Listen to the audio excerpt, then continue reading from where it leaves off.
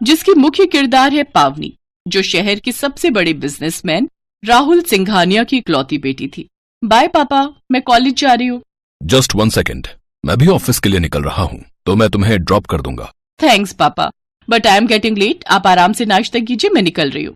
अरे रुको ना बेटा, मैं आ तो रहा हूँ। पावनी के पापा राहुल ने अपने हाथ में सैंडविच लिया और वो पावनी के साथ जाकर कार में बैठ गए। ड्राइवर, पहले कॉलेज ले चलो, पावनी को ड्रॉप करके फिर ऑफिस चलना।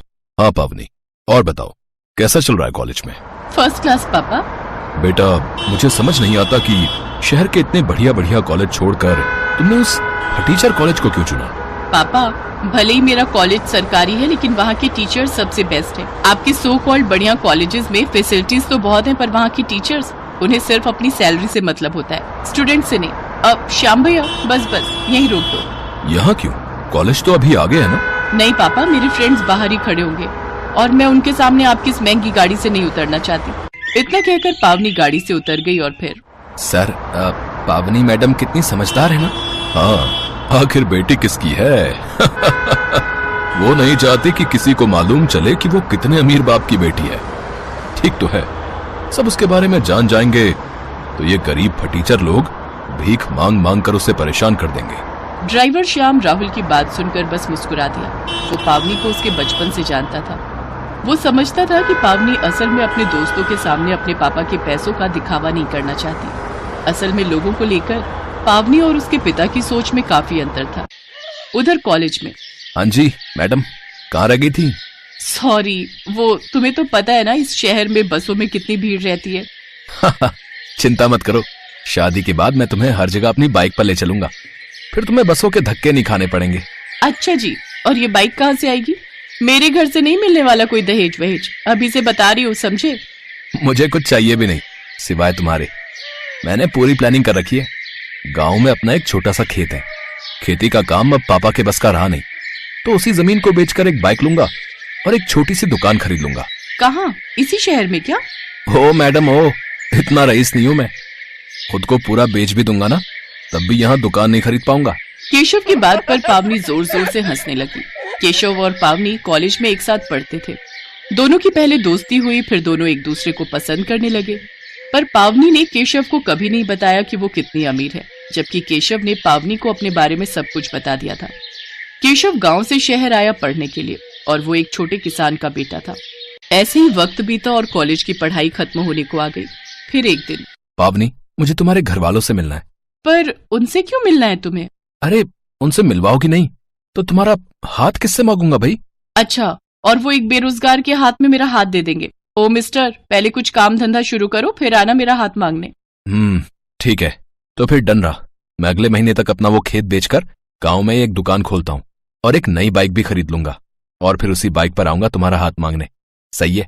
तुम्हारे घर वालों पर भी तो इम्प्रेशन जमना चाहिए कि लड़का पैसे वाला है भाई। केशव की बात सुनकर पावनी मुस्कुरा दी। कुछ दिन और बीत गए। एक दिन पावनी ने हिम्मत करके अपने पापा राहुल सिंघानिया को केशव के बारे में बता ही दिया। केशव की आर्थिक स्थिति के बारे में जानकर राहुल का पारा 7वें आसमान पर चढ़ गया। क्या कहा तुमने? किसान का बेटा? और वो खुद क्या करता है? पापा, वो गांव में उसकी दुकान है। गांव में? बेटी, आर यू गॉन मैड? कैसे रहोगी तुम उस फटीचर के साथ? राहुल सिंघानिया की बेटी एक गांव में गोबर और कीचड़ के बीच रहेगी क्या? पापा प्लीज, आप समझने की कोशिश कीजिए। आई लव हिम और मैं उसके बिना। शट अप पावनी। अरे अपना नहीं तो कम से कम मेरे स्टेटस के बारे में तो सोचो। आई एम सॉरी पापा, पर मैंने स्टेटस देखकर नहीं बल्कि एक अच्छा इंसान देखकर उसे पसंद किया है। ओह, तो इसका मतलब तुम फैसला कर चुकी हो।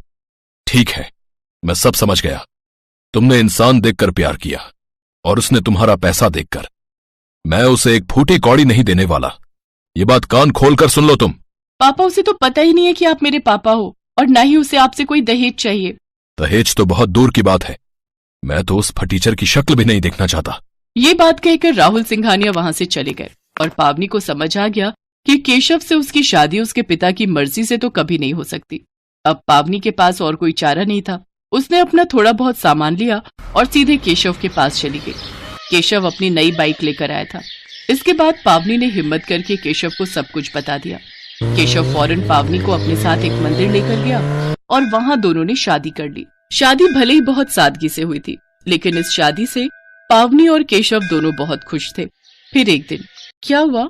इतना परेशान क्यों हो? पावनी, मैं कुछ बड़ा करना चाहता था। इतनी पढ़ाई लिखाई का क्या फायदा? यहाँ गांव में रहकर मैं अपना टैलेंट वेस्ट कर रहा हूँ। ऐसा क्यों सोच रहे हो? अगर हम शहर चले गए तो पापा जी का ख्याल कौन रखेगा?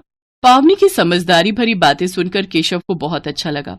दरअसल केशव के पापा की तबीयत काफी खराब रहती थी, इसलिए केशव उन्हें छोड़कर शहर नहीं जा सकता था। फिर एक दिन जब केशव और पावनी बाइक से कहीं जा रहे थे, तब रास्ते में ही केशव की बाइक खराब हो गई और फिर शिट, ये क्या हो गया यार? अब तो फंस गए। कोई बात नहीं, आसपास कोई बाइक रिपेयरिंग की दुकान होगी ना, चलो देखते हैं। अरे नहीं बाबा, यहाँ कम से कम 20 किलोमीटर तक कोई बाइक की दुकान नहीं है। केशव की बात सुनकर पावनी दुखी भी थी और हैरान भी। हैरान इसलिए कि इतनी बड़ी आबादी और हाईवे होने के बावजूद वहाँ कोई बाइक रिपेयर की दुकान नहीं थी। किसी तरह वो दोनों रात को अपने घर पहुँचे और अगली ही सुबह पावनी तैयार होकर बिना किसी से कुछ कहे शहर के लिए निकल गई।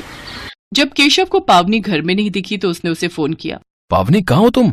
सॉरी केशव, तुम सो रहे थे तो मैंने तुम्हें उठाया नहीं। मैं शहर आई हूँ किसी काम से, शाम को आकर सारी बात बताती हूँ। पावनी एक बहुत बड़ा कदम उठाने जा रही थी। दरअसल केशव का जन्मदिन आ रहा था और पावनी उसके जन्मदिन पर उसे एक बड़ा तोहफा देना चाहती थी। वो अपने पापा के ड्राइवर श्याम से जाकर मिली। अंकल नमस्ते, कैसे हो आप?